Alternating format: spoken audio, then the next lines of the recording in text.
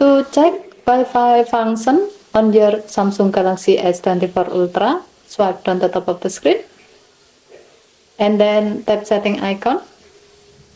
Scroll down the screen to find device care. Tap device care.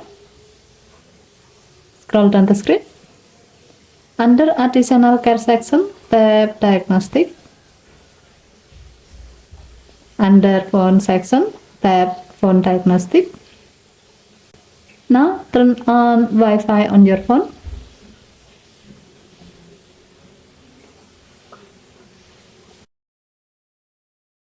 Scroll down the screen.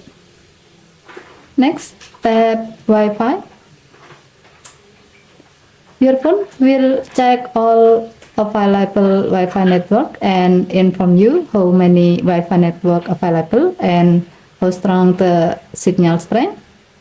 As you can see, based on the tests that have just been done, there's no issue found during the test. That's why the results state that the Wi-Fi function on this phone is normal. Okay, thank you for watching. Please help to like and subscribe. Have a nice day.